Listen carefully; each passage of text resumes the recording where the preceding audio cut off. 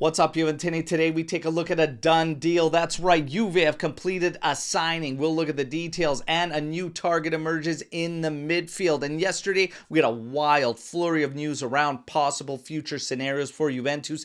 Today we start to get some key indications of what could actually be coming to fruition. Conte, it's him. It always has been him. The latest on Chiellini, Elkan, and those links to Andrea Agnelli. Then the new kit is unveiled, but we look at the sponsorship deal. The numbers are out. We're going to go through that deal and all the other news together right now. I'm Berto. This is the AJC, your channel dedicated to Juventus. It's May 14th. Let's rock with the news. We kick things off with a done deal. Juve have signed 18-year-old center back Shane Van Aarle. He is tall, very physical, strong in the air, and he is set to join Next Gen, forming a partnership next to Gil Push, and we hope that the two can develop strongly together. So Shane Van Aarle, done deal to Juve, Next Gen. In the midfield, we've got a new name to add to the list of potential players joining Juventus this summer, and that is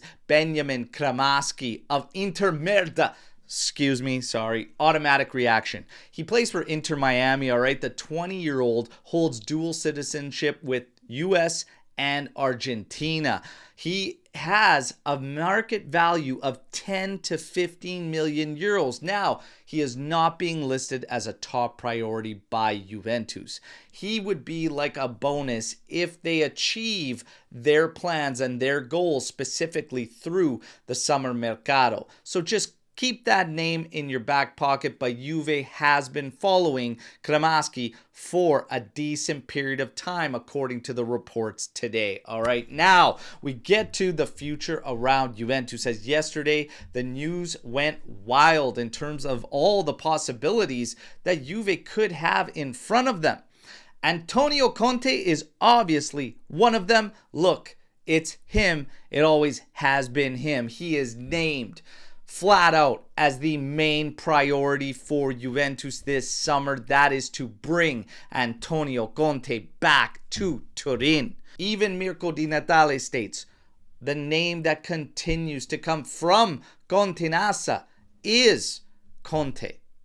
So we've known this for a while. We've heard for a while that there are figures at Juventus that want Conte to come back. How does this start to become a key indication of what we're going to see? Giorgio Chiellini. Yesterday, we hear the news that Chiellini could be set to become vice president. Now, today we hear that they're still trying to figure out, and there's still a lot of unknown about just how much power Chiellini is going to have. But there is this thought that he could be the one having a say on who the coach coming in is. And that's why it would make a lot of sense that Conte's name comes from Giorgio Chiellini. Sporting decisions, Chiellini could be the one having say. Definitely a hell of a lot more say than what has happened as of late. Elkan holds Chiellini with high esteem, high regard. Everyone around Conte Nasa does. And so does Andrea Agnelli. Now, when it comes to Elkan, he's in Riyadh for business, but there are thoughts that he took advantage of being there for business and spent a little bit of time maybe trying to find partnership with Juventus. The name is Bin Salman. Yeah, and looking for help, funding, and becoming a part owner. Why is this key? Because I gave you the news a long time ago, well before it hit mainstream, that Bin Salman was one of the figures that Agnelli was looking at to help build his funds to purchase Juventus. All of this just seems way too linked to Agnelli, and I do personally believe Agnelli is advising Elkan through this period while dealing with his personal legal battles. I do believe it. And where there is smoke, especially that much smoke, there's usually fire, everybody. Let's see what happens. But Giorgio Chiellini and Conte, that makes a lot of sense. Elkan looking at Bin Salman now, Makes a lot of sense for Agnelli. Let's see if those are indications that what we were hearing yesterday could be coming to fruition.